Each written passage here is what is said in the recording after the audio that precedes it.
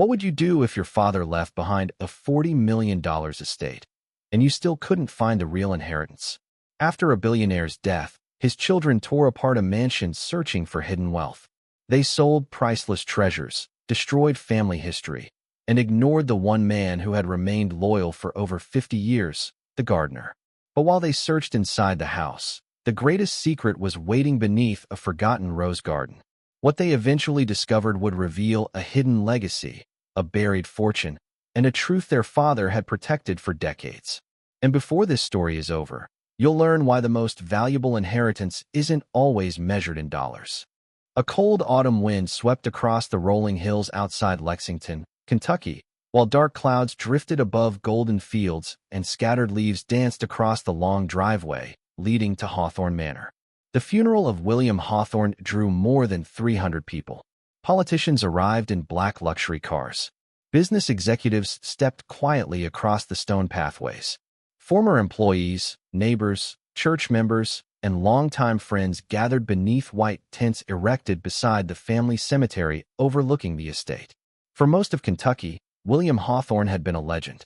For his children, he had become something much more complicated. At 87 years old, William had built one of the largest real estate empires in the region. Over 6 decades, he transformed a small construction company into a business worth hundreds of millions of dollars. Newspapers often described him as ruthless in negotiations but generous in private life. Few people knew how much money he quietly donated to hospitals, schools, and veterans programs.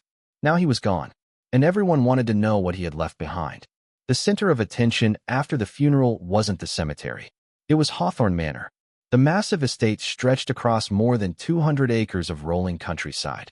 The main mansion alone contained 27 rooms, marble staircases, imported chandeliers, antique libraries, and priceless artwork collected over a lifetime. Experts estimated the property was worth nearly $40 million. Yet rumors had circulated for years. Rumors William encouraged. Some claimed he kept millions in gold hidden somewhere on the estate. Others believed he secretly owned assets that never appeared in public records. The stories grew larger with each passing year.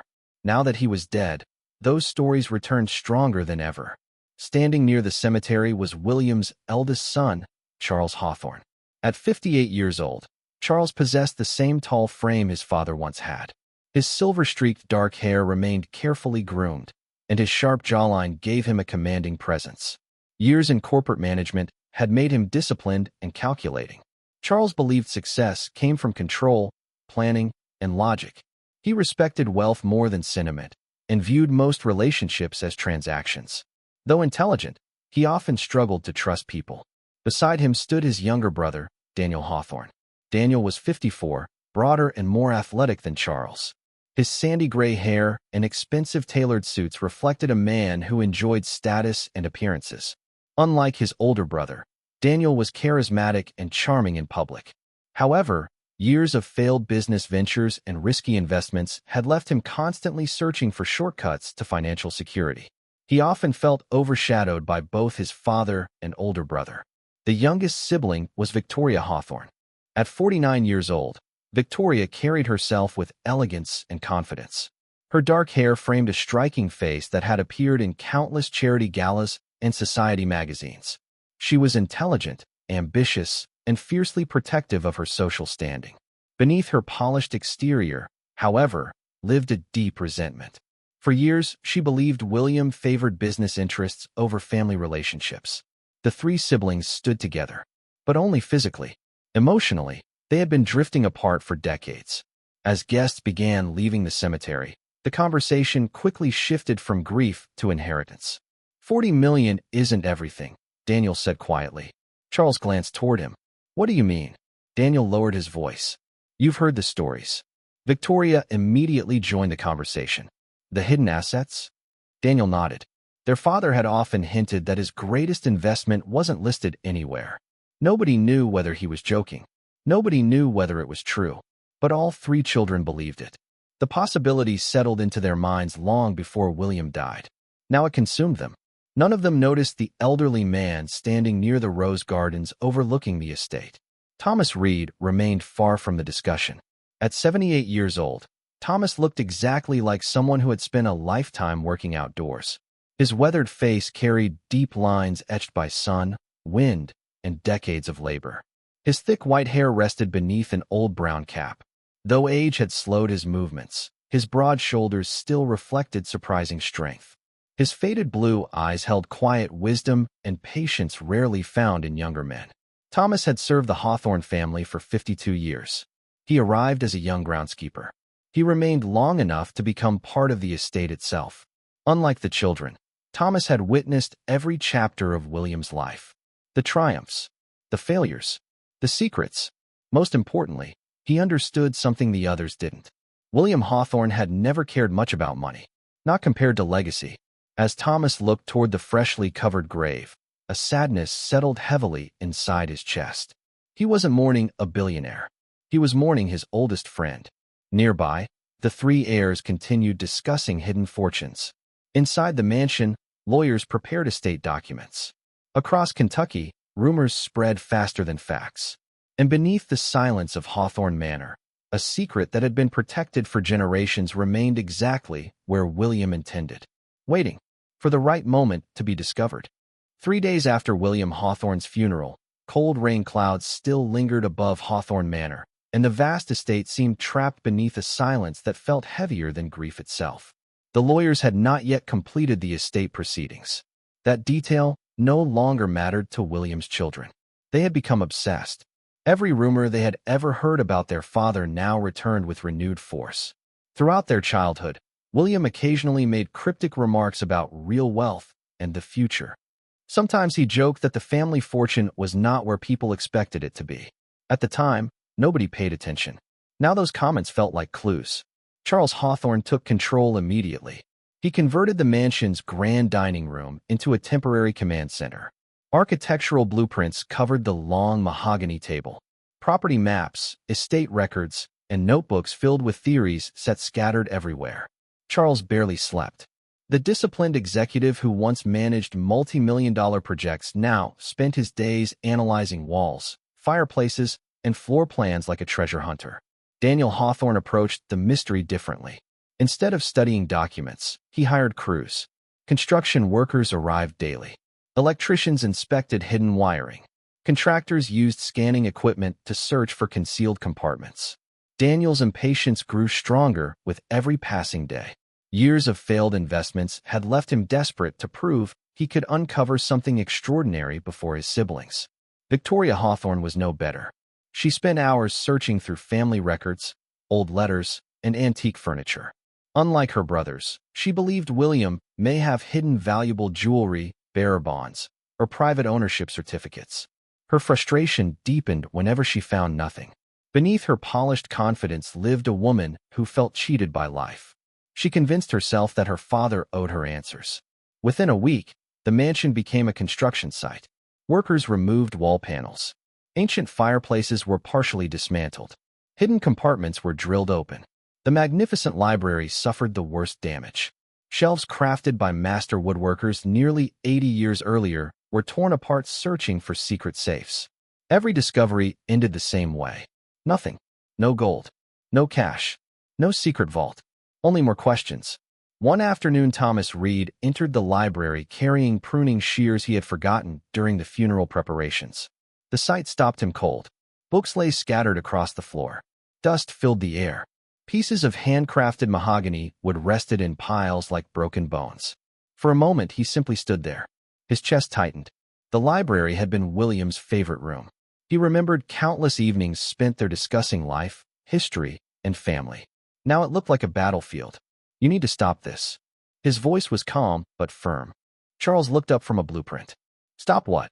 This. Thomas gestured toward the destruction. Your father spent decades building this home. Daniel laughed softly. We're not destroying it. You're tearing it apart, Thomas replied. Victoria crossed her arms. If father hid something here, we're going to find it. Thomas studied their faces. He saw something familiar. Not determination. Greed. The same greed William often warned him about during private conversations. You are searching for the wrong thing. The room fell silent. Charles narrowed his eyes. What does that mean? For a brief second, Thomas considered saying more. He remembered promises. Conversations that stretched back decades. The trust William placed in him. No amount of money will give you what you're looking for. Daniel shook his head. There it is again. What? Those mysterious old man riddles. Several workers laughed. Thomas said nothing. He simply turned and walked away. Behind him, the sound of hammers resumed. As he stepped outside, he moved toward the rose gardens near the southern edge of the estate. The gardens were beautiful even in late autumn. William loved them, especially one section near the oldest stone pathway. Thomas paused there longer than usual. His weathered eyes drifted across the rows of rose bushes swaying in the cold wind. Memories filled his mind. Promises, secrets, responsibility. Far behind him, the sounds of demolition echoed from the mansion. The heirs believed their father had hidden wealth somewhere inside those walls. They were wrong, and the more damage they caused, the further they moved from the truth. As evening settled across Hawthorne Manor, another fireplace was dismantled. Another section of flooring disappeared. Another day passed without results. Yet beneath the growing frustration of the Hawthorne heirs, an older secret remained untouched, waiting patiently, exactly where William intended it to remain. A sharp autumn wind swept through Hawthorne Manor, carrying fallen leaves across the damaged grounds while dark clouds gathered above the estate's silent rose gardens. The destruction inside the mansion continued. Every day, another room disappeared beneath the relentless search for hidden wealth. Workers hauled away sections of antique woodwork. Contractors removed marble panels.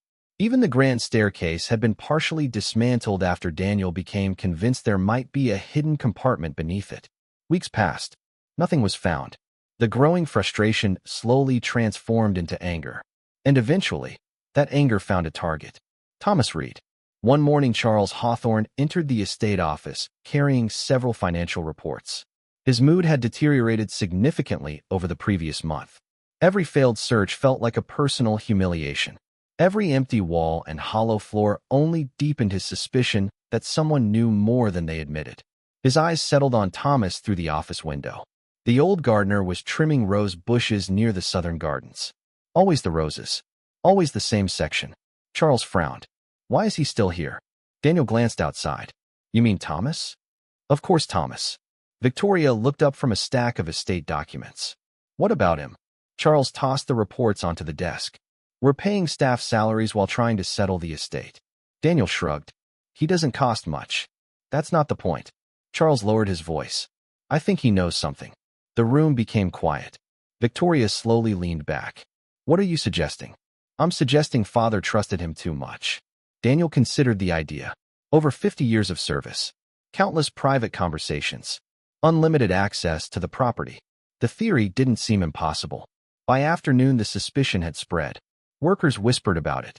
Some estate employees began wondering whether Thomas had hidden information. Others questioned why William kept him around for so many decades. The rumors reached Thomas before sunset. He wasn't surprised. At 78 years old, disappointment no longer shocked him. What hurt was the source. William's children. The children he once watched grow up. The children whose scraped knees he bandaged. Whose bicycles he repaired. Whose birthday parties he helped organize. Now they looked at him like a thief. That evening, Charles confronted him directly. The meeting took place inside what remained of the library. Dust floated through shafts of fading sunlight. Broken shelves surrounded them. You've served this family for a long time. Thomas nodded. 52 years. Charles folded his arms. Then maybe you can answer something.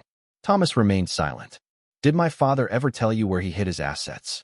The question carried no warmth. Only accusation. Thomas looked directly into Charles's eyes. No. Charles didn't believe him. You expect me to think a man trusted for half a century knows nothing? I know many things, Thomas replied calmly. But not what you're asking. Daniel stepped forward. His patience had finally disappeared. Or maybe you're waiting. Thomas frowned. Waiting for what? For us to give up. Victoria crossed her arms. So you can claim something for yourself. For several seconds nobody spoke. The accusation hung heavily in the room. Thomas felt a deep sadness settle inside him. Not because they insulted him. Because William had feared this exact moment. Years ago, during one of their countless conversations beneath the rose arbor, William once said something Thomas never forgot. Money reveals people. Sometimes it reveals things they don't even know about themselves. Standing there now, Thomas realized how right his friend had been. Charles finally made his decision. I think it's time. Daniel looked at him. For what? We don't need a gardener anymore. Victoria nodded immediately. The estate manager was summoned. A few minutes later, another man entered the room. Harold Finch was 64 years old, thin and slightly stooped, with sparse gray hair and tired eyes. He had managed Hawthorne Manor's daily operations for nearly 20 years. Quiet and practical, Harold disliked conflict but understood loyalty. When Charles informed him that Thomas would be dismissed, Harold looked genuinely shocked. Thomas built these gardens. Charles remained unmoved. They belonged to the estate. Harold glanced toward Thomas. The old gardener simply smiled. A tired smile, the kind carried by people who have endured much worse. If that's what they want, Thomas said softly. Charles seemed almost disappointed by the lack of resistance. Thomas gathered his gloves and old gardening hat. Then he walked outside. The sun was setting. Golden light stretched across the rose gardens. He moved slowly between the rows of flowers, touching several blooms as if greeting old friends. He stopped near the oldest section of the garden, the place William loved most. For a long moment, he stood there alone. Then he quietly resumed trimming the roses. Because despite the insults, despite the accusations, despite losing everything he had known for half a century, he still had one responsibility left, and he intended to fulfill it, even if nobody else understood why. Winter arrived early in Kentucky, covering the rolling hills around Hawthorne Manor with frost, while icy winds swept across the empty fields and rattled the bare branches surrounding the estate. 6 months passed. The mansion no longer resembled the proud home William Hawthorne had spent a lifetime building. Room by room, history disappeared. The grand chandeliers imported from Europe were sold to collectors in New York. Rare paintings vanished into private galleries. Antique furniture that had belonged to generations of Hawthornes was loaded onto trucks and transported across the country. Every auction brought new buyers. Every sale brought new disappointment. Because despite liquidating millions of dollars worth of property, the heirs still found no trace of the secret fortune they believed existed. Charles continued insisting they were close. Daniel became increasingly desperate. Victoria grew bitter. Each failure only strengthened their conviction that William had hidden something extraordinary. One snowy morning, a luxury auction company arrived to evaluate the estate's remaining treasures. Its director was a woman named Rebecca Langford. Rebecca was 46 years old, tall and elegant with short black hair cut neatly above her shoulders and sharp gray eyes that missed very little. Years spent evaluating estates and family fortunes had given her an unusual ability to read people.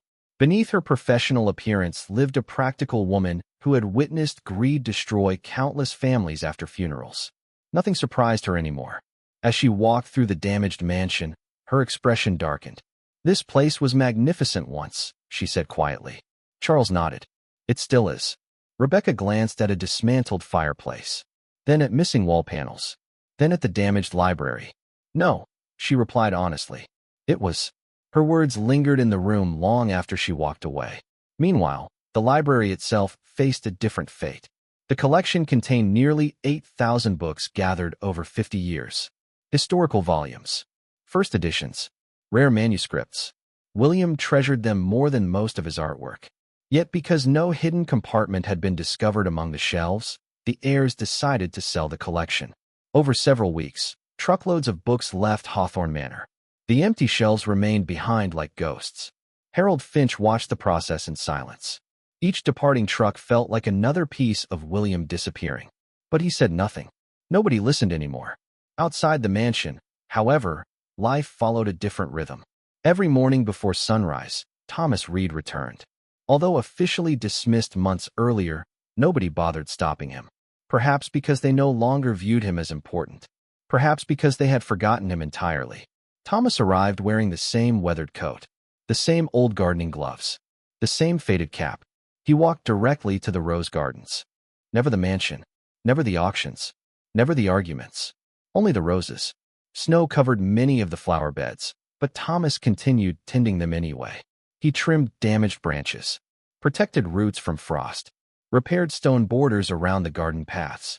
To outsiders, the behavior seemed strange. Why devote so much effort to flowers on property that no longer employed him? The answer lived only in Thomas's heart. Every rose bush carried memories. He remembered planting many of them alongside William decades earlier.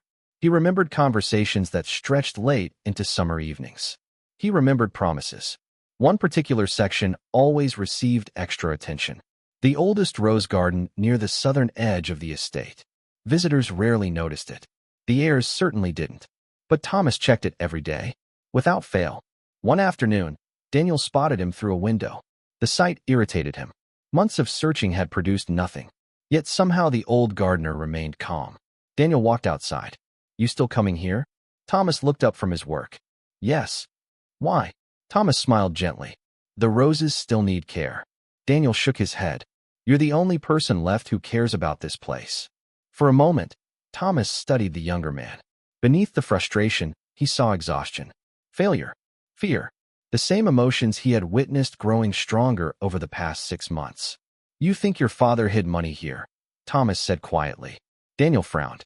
"Didn't he?" Thomas looked across the frozen gardens. The answer sat much closer than Daniel realized. Yet promises mattered, and William's final wishes still guided him. He hid something far more important. Daniel laughed bitterly. "There you go again." Then he walked away. Thomas watched him disappear toward the mansion. Behind those walls, the heirs continued selling the past piece by piece, searching for treasure, searching for answers, searching for meaning. But every auction brought them further from the truth. And every morning, while trucks carried away another fragment of Hawthorne history, Thomas continued tending the roses, patiently waiting. Because unlike the others, he understood that some legacies could not be sold, and some secrets were still buried exactly where they belonged. A cold spring rain fell across Hawthorne Manor as dark clouds drifted over the estate, and the once grand mansion stood half-empty against the gray Kentucky horizon. Nearly 7 months had passed since William Hawthorne's death. The treasure hunt had produced nothing. No hidden gold, no secret accounts, no underground vaults. Only damaged rooms, sold possessions, and growing frustration. The three heirs rarely spoke to one another without arguing. What began as a shared search for answers had slowly transformed into suspicion and resentment. Each secretly wondered whether one of the others had already discovered something and was hiding it. Charles buried himself in legal documents. Daniel spent more money hiring investigators. Victoria increasingly withdrew into bitterness. Meanwhile, Hawthorne Manor continued losing pieces of its identity. One rainy afternoon, Harold Finch was overseeing the inventory of several remaining storage rooms before another auction. The estate manager moved slowly through a section of the mansion that had not been opened for years. Dust covered everything. Old furniture sat beneath white sheets. Wooden crates filled forgotten corners. Most of the room contained nothing important. Then Harold noticed a narrow cedar chest hidden behind several boxes. He frowned. The chest looked familiar. Very familiar. As he brushed away the dust, he suddenly remembered seeing William place it there years ago. For reasons he couldn't explain, he had never touched it. Until now. Harold carefully opened the lid. Inside rested only a few personal items. Several photographs, a pocket watch, and a sealed envelope. The handwriting immediately caught his attention. "To my children, William Hawthorne." Harold's pulse quickened. He carried the envelope directly to Charles. Within an hour, all three heirs gathered in what remained of the mansion's drawing room. The envelope sat on the table between them. Nobody spoke. For the first time in months, genuine nervousness replaced greed. Victoria finally broke the silence. "Open it." Charles carefully unfolded the letter. The paper had yellowed slightly with age. His father's handwriting remained strong and unmistakable. Yet the letter contained only a single sentence. "If you wish to understand the true value of this family, look where the roses still bloom." Silence followed. Long silence. Daniel blinked. "That's it." Charles turned the page over. Nothing else. Victoria frowned. No instructions. No account numbers. No explanation. There was nothing. Only that sentence. Months of searching. Months of destruction. Months of obsession. And this was all their father left behind. Daniel laughed bitterly. Typical. Charles looked annoyed. "What does that mean?" "It means father loved riddles." Victoria tossed the letter back onto the table. "It's sentimental nonsense." Charles nodded. "Probably." The siblings quickly began creating explanations. Maybe William was referring to family memories. Maybe the roses symbolized love. Maybe it was simply an old man's attempt to sound profound. None of them took the message seriously.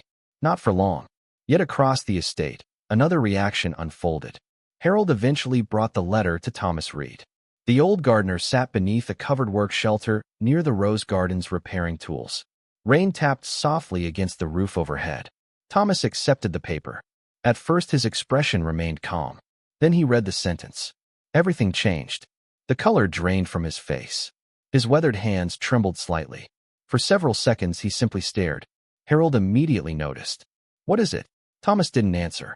Instead, memories flooded back. Conversations beneath summer skies. Promises exchanged decades earlier. William's voice. William's trust. A particular evening almost 20 years ago when the two old friends sat near the southern rose garden long after sunset. Thomas had never forgotten that conversation. And now, seeing those words again, he understood something terrifying. William never intended the letter to be found this soon.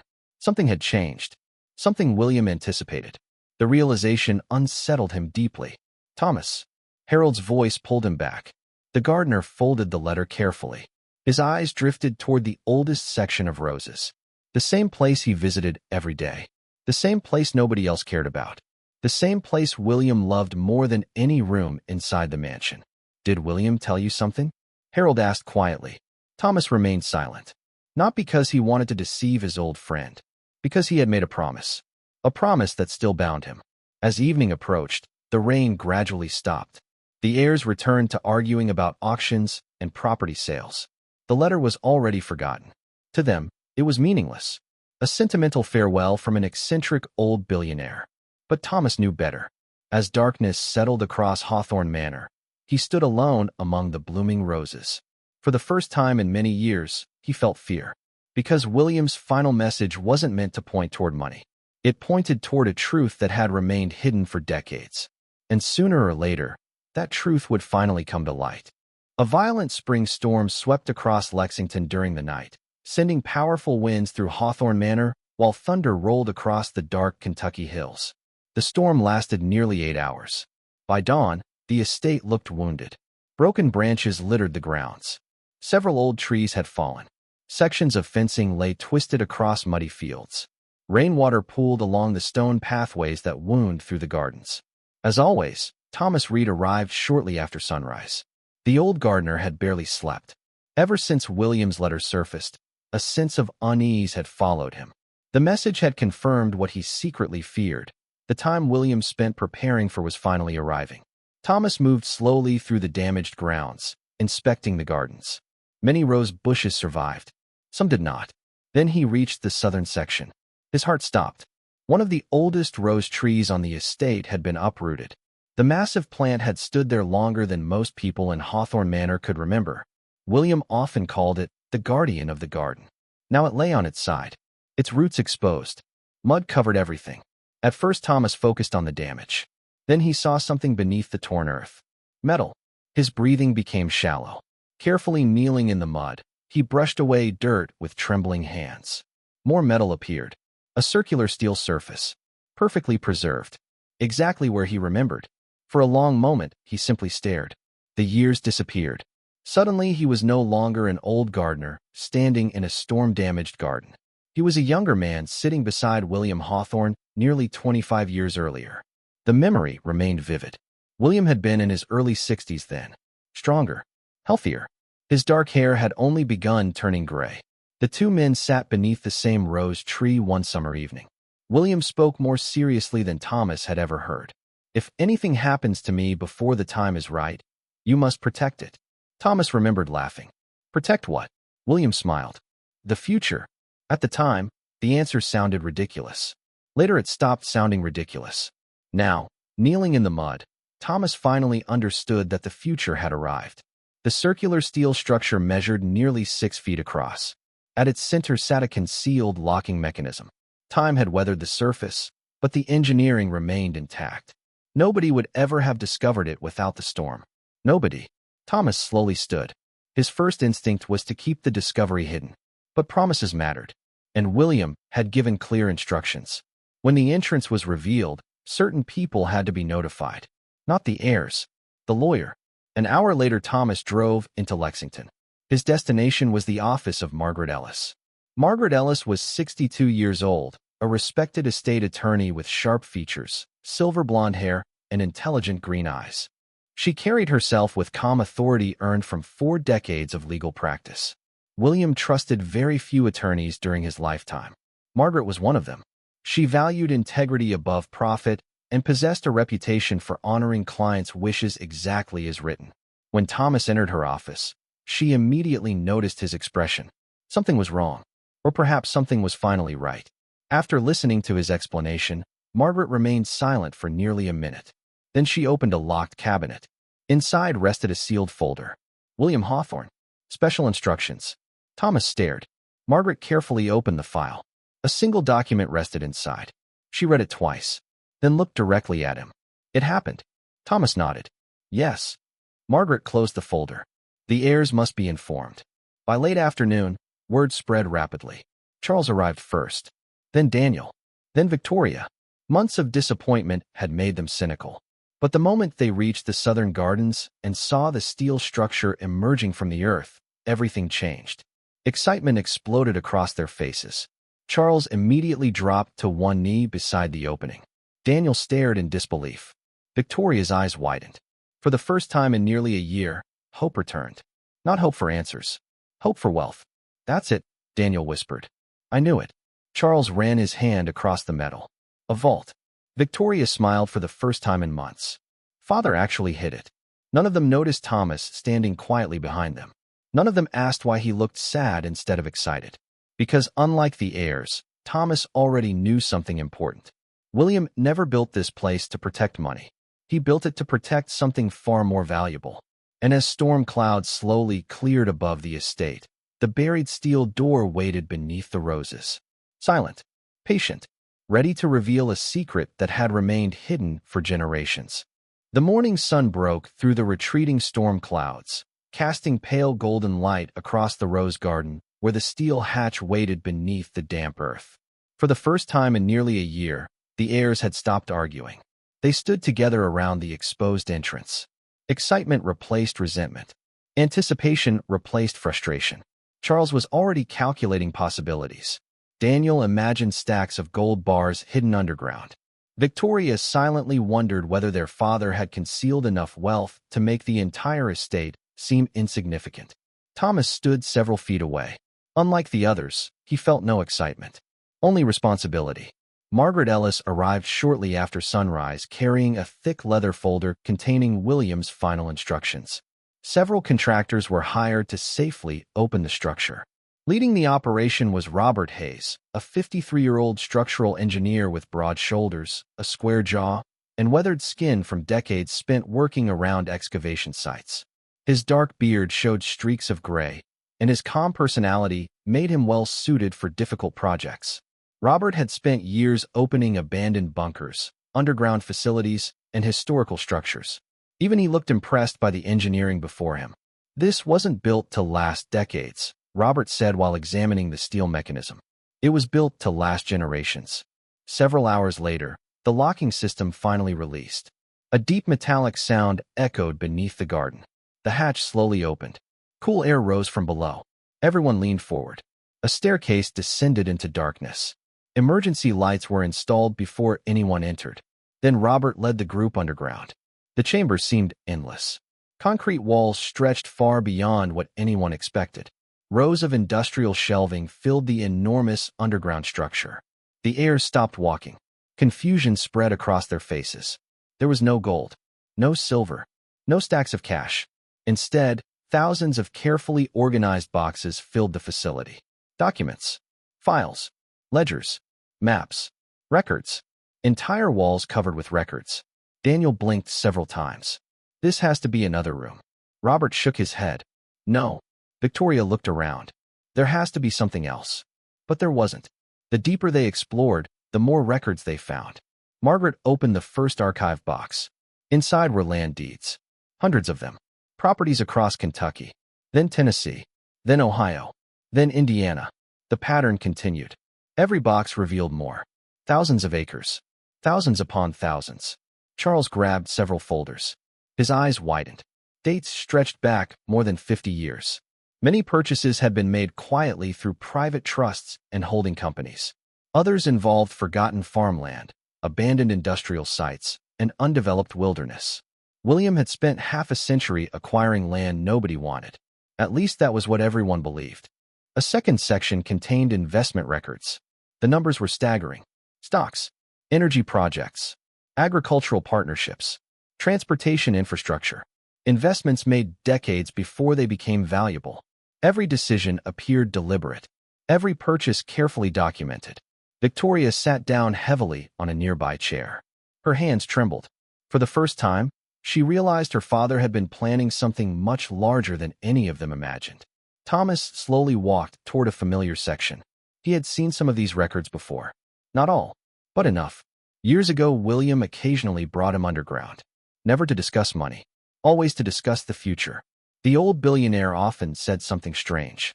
Buildings disappear. Businesses fail. Markets crash. Land remembers. At the time, Thomas thought it was philosophy. Now he understood it was strategy. Hours passed. The true scale slowly emerged. William's hidden holdings extended across multiple states. The combined value exceeded the $40 million estate above them many times over. Charles could barely speak. Daniel stared at spreadsheets in disbelief. Victoria felt as though she no longer knew the man who raised her. Everything they thought they understood about William was incomplete. Near the rear of the facility stood a large steel cabinet. Margaret opened it using a key found inside her legal file. A document sat alone on the top shelf. William's handwriting covered every page. The heirs moved closer. They expected instructions, perhaps explanations, perhaps ownership details. Instead, they discovered something else. The first page began with a simple sentence. If you are reading this, then you finally found what I spent my life building. Silence filled the underground chamber. Nobody spoke. Above them, the damaged mansion stood nearly empty. Below them, an entirely different legacy waited. One built not from gold or treasure, but from patience, vision, and 50 years of preparation. And as the heirs continued staring at the endless rows of records stretching into the distance, they slowly realized the greatest secret William Hawthorne ever protected was never buried beneath the rose garden. It was the future he had quietly built beneath their feet. A cool breeze moved through the rose garden above the underground vault, while sunlight filtered through broken clouds, illuminating the estate that had been transformed by secrets. For 3 days, the heirs barely left the underground archive. The more documents they examined, the more astonishing William Hawthorne's hidden empire became. Every shelf seemed to reveal another layer of his vision. Land acquisitions, infrastructure investments, water rights, agricultural partnerships. Entire business strategies mapped decades in advance. The wealth hidden beneath the estate exceeded anything they had imagined. Yet among the financial records, another discovery waited. One far more personal. Margaret Ellis spent hours reviewing William's private files.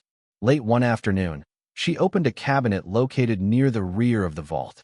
Unlike the other sections, this cabinet contained no investment records, no property deeds, no financial statements, only personal journals, photographs, military records, and correspondence spanning over 60 years. At the center sat a thick binder labeled Thomas Reed. Victoria frowned. Why would father keep an entire archive about the gardener? Margaret slowly opened the file. Within minutes, the room fell silent. The first photograph showed 2 young soldiers standing beside a military transport truck. Neither looked familiar at first. Then Daniel noticed the names written on the back. William Hawthorne, Thomas Reed. The picture had been taken during the Vietnam War. Charles stared. That's impossible. But it wasn't. The records continued. Military service reports, letters, commendations, photographs. A story slowly emerged. A story none of the Hawthorne children had ever heard. Thomas Reed had once been a very different man. In his 20s, Thomas stood over 6 feet tall with a powerful athletic build developed through military training. His dark hair had been thick and neatly trimmed. His sharp jawline and steady brown eyes reflected discipline and confidence. Unlike many soldiers, Thomas rarely sought attention. Friends described him as dependable, calm under pressure, and fiercely loyal. The death of his younger brother in a car accident before enlistment had shaped much of his character. teaching him how fragile life could be and deepening his commitment to protecting others. William and Thomas met during military service. According to the records, they became inseparable. Different backgrounds, different futures, yet the same values: honor, duty, loyalty. Then Margaret discovered the incident report. The room became completely silent as she read aloud. The document described an ambush deep inside hostile territory. William's unit had been trapped. Several soldiers were wounded. One report specifically detailed how William suffered severe injuries and became pinned beneath a damaged vehicle while enemy fire continued. Most of the unit retreated to safety. One man turned back. Thomas Reed. Against direct orders. Against common sense. Against overwhelming danger. Thomas returned alone.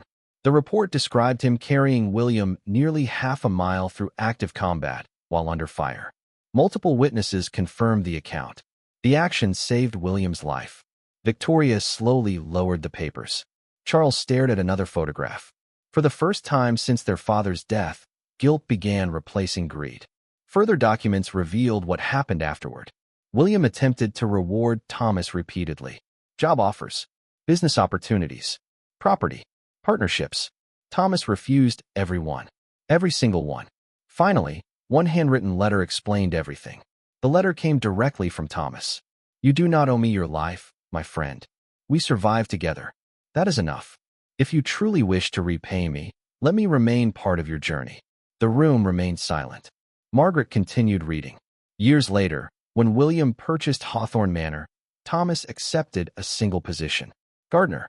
Nothing more, nothing less. He never requested ownership, never demanded money, never sought recognition. Instead, he spent 52 years helping William build the estate, protecting his trust, keeping his confidence, standing beside him through every success and every loss. Daniel felt sick. Months earlier, he had called Thomas useless. Charles had fired him. Victoria had accused him of trying to steal from the family. Now the truth stood before them. Thomas wasn't merely a gardener. He was the most trusted person in William Hawthorne's life. More trusted than business partners. More trusted than advisors. Perhaps even more trusted than family. As evening approached, the siblings left the vault. Without speaking, they walked toward the rose garden. Thomas was there as always, pruning flowers, repairing damaged branches, caring for the same garden he had protected for decades. For the first time, none of them saw an old servant. They saw a man who had once carried their father through a battlefield, a man who asked for nothing in return. And standing among the roses beneath the fading Kentucky sky, Thomas remained exactly what he had always been: William Hawthorne's most loyal friend. A warm spring sunset cast long shadows across Hawthorne Manor, while golden light drifted through the rose garden and illuminated the entrance to the underground vault. For several days after discovering the truth about Thomas Reed, the atmosphere around the estate changed. The arguments became quieter. The accusations disappeared. For the first time since William Hawthorne's death, his children began spending more time reading than searching. The deeper they explored the underground archive, the more they discovered a side of their father they had never truly known. Yet one room remained unopened.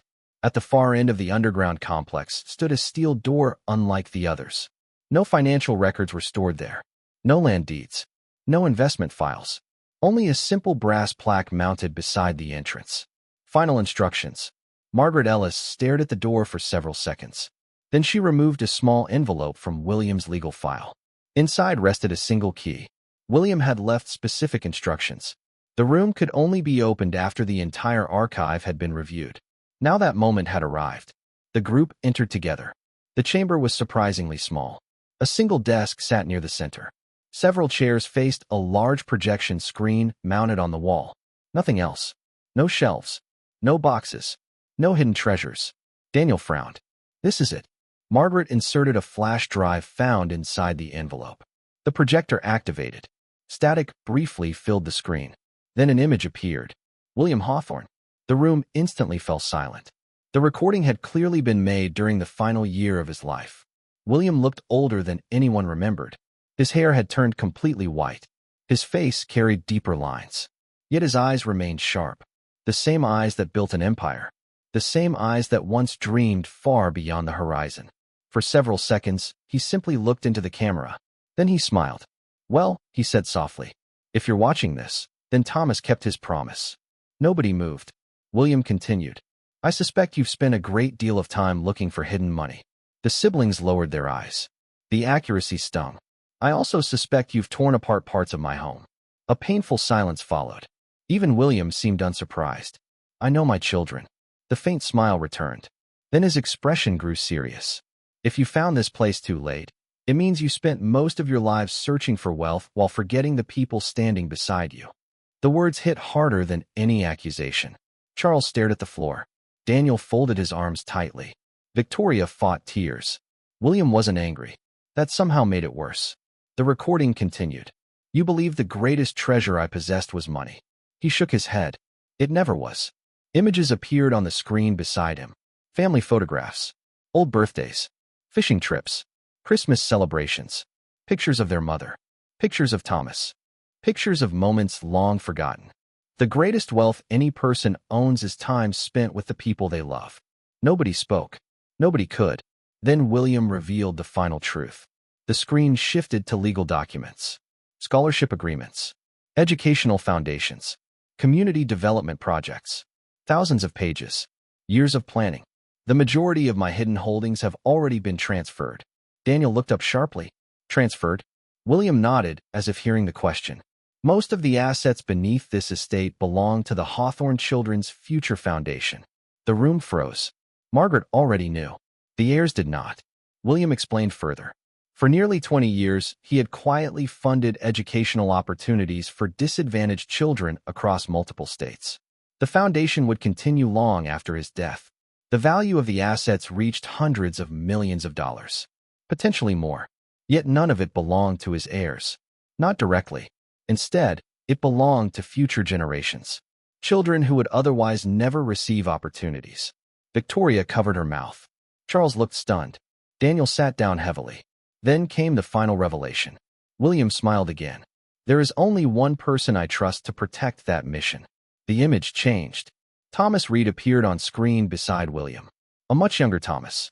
Standing in the rose garden. My brother saved my life. William's voice softened. He spent 50 years helping me build something larger than either of us. The old billionaire paused, then delivered his final decision. Thomas Reed will serve as the foundation's primary trustee and guardian. Silence consumed the room. Nobody objected. Nobody could. Because for the first time, they finally understood. The gardener. The friend. The soldier. The man they had insulted and dismissed. William trusted him more than anyone. As the recording neared its end, William looked directly into the camera one final time. I hope you learn what took me a lifetime to understand. The screen faded to black. The room remained silent. And deep beneath Hawthorne Manor, surrounded by the fortune they had spent months searching for, William's children finally realized that the greatest inheritance their father left behind had never been money at all.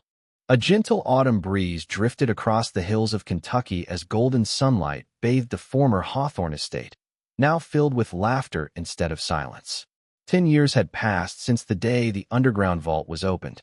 10 years since William Hawthorne's final lesson changed everything. The transformation had been extraordinary. What was once a private estate hidden behind iron gates had become one of the most respected educational centers in the region. The Hawthorne Children's Future Foundation expanded far beyond William's original vision. Scholarships funded students across multiple states. Trade schools received grants. Universities partnered with the foundation.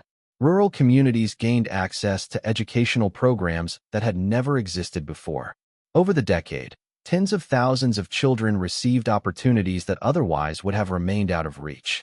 Many returned years later. Doctors, engineers, teachers, scientists, business owners. Their success became the true measure of William's fortune. The old mansion itself no longer resembled the broken structure the heirs had nearly destroyed. Instead of private luxury, the restored building now served as the Hawthorne Community Learning Center. Classrooms occupied former guest suites. Libraries filled the rooms that once displayed expensive artwork. Conference halls hosted mentoring programs and educational workshops. The estate finally belonged to the people William hoped to help. On a crisp October morning, students crossed the grounds carrying books and backpacks. Their laughter echoed across the property. Near the entrance stood a bronze statue of William Hawthorne. The sculpture showed him exactly as he appeared during the height of his life, confident, thoughtful, and looking toward the horizon. Visitors often stopped to read the inscription beneath it. True wealth is measured by the lives we improve. Yet another familiar figure drew just as much attention. Thomas Reed. At 89 years old, Thomas moved slower than he once had. His shoulders had bent slightly with age. His silver hair had grown thin. Deep wrinkles marked a lifetime of work, sacrifice, and loyalty. Yet his brown eyes remained steady and warm. The quiet strength that carried him through war, friendship, and loss still lived within him. Every morning, he walked the rose garden. Every morning. Without exception, students often greeted him. Teachers respected him. Foundation staff considered him a living piece of history. Many knew the story. The gardener who saved a billionaire's life. The friend who refused wealth. The guardian who protected a legacy. One particular afternoon, a young scholarship recipient approached him. Her name was Olivia Bennett. Olivia was 17 years old, tall and athletic with dark curly hair, bright hazel eyes, and an infectious smile. Raised by a single mother working 2 jobs, she became the first person in her family accepted into college. The foundation scholarship made her dream possible. She noticed Thomas placing a single red rose beneath William's statue, the same ritual he performed every week. "Mr. Reed," Thomas smiled. "Yes." Olivia pointed toward the flower. "You do that every week." "I do." "Were you really best friends?" Thomas looked at the statue. For a long moment, memories filled his mind. Battlefields, gardens, summer evenings, conversations that lasted until midnight. A lifetime of friendship. Finally he nodded. "Yes." Olivia smiled. "You must miss him." Thomas gently adjusted the rose. Every day, the young woman studied the statue, then the students walking across the grounds, then the classrooms inside the old mansion. "It's amazing what he built." Thomas smiled softly. "No." Olivia looked confused. Thomas glanced toward the hundreds of students learning, laughing, and building futures around them. "This is what kindness built." The word stayed with her. As the afternoon sun settled lower in the sky, 3 familiar visitors arrived. Charles, Daniel, Victoria. Age had changed all of them. Success mattered less now. Perspective mattered more. The bitterness that once consumed them had long since faded. Together they walked through the educational center, through classrooms, through scholarship offices, through the restored gardens. Eventually they stopped beside William's statue. Nobody spoke for several moments. Then Victoria quietly broke the silence. "We spent so much time looking for treasure." Daniel nodded. "And it was right in front of us." Charles looked toward Thomas. The man they once insulted. The man they once fired. The man who ultimately protected everything their father valued most. "You were right all along." Thomas simply smiled. He never needed apologies. He never wanted recognition. Because the greatest reward stood all around him. Children learning. Lives changing. Dreams growing. As sunset painted the sky above Hawthorne Manor, the rose garden glowed beneath golden light. And there, beneath the statue of William Hawthorne, a single red rose rested quietly. A symbol of loyalty. A symbol of friendship. A symbol of a legacy that money could never buy. And in that moment, William's children finally understood the truth. The greatest treasure their father left behind was never hidden beneath the estate. It lived in every life transformed by generosity, every friendship strengthened by loyalty, and every act of kindness passed from one generation to the next. Sometimes God does not leave the greatest treasures inside bank accounts, mansions, or vaults filled with gold. Sometimes he hides them in something far more powerful. A friendship that lasts a lifetime. A promise that survives decades. A kind act that continues changing lives long after we are gone. William Hawthorne spent much of his life building wealth, but in the end, the greatest miracle was not the fortune hidden beneath the rose garden. The miracle was that one man's kindness, trust, and vision helped thousands of children find hope, education, and a better future. And perhaps even more remarkable was the loyalty of a friend who protected that dream for more than 50 years without asking for recognition or reward. In our everyday lives, many of us spend years chasing success, money, or achievements, believing those things will bring lasting fulfillment. Yet God often teaches a different lesson. The people we love, the lives we touch, the promises we keep, and the kindness we show others may become the most valuable legacy we ever leave behind. Maybe someone watching today feels overlooked like Thomas Reed. Maybe someone feels discouraged because their efforts seem unnoticed. Or maybe someone is carrying a burden and wondering whether their sacrifices matter. This story is a reminder that God sees every act of faithfulness, every quiet sacrifice, and every good deed done when nobody is watching. What seems small today may become a blessing for generations tomorrow. If this story touched your heart, please share it with someone who may need encouragement today. Leave a comment below and tell us where you are watching from and what lesson meant the most to you. And if you enjoy stories about faith, hope, loyalty, and second chances, please subscribe to the channel and join our growing community. May God bless you, your family, and your loved ones. May He fill your heart with peace, strengthen you during difficult seasons, and guide your path with wisdom and grace. And may you never forget that some of God's greatest miracles begin with a single act of kindness.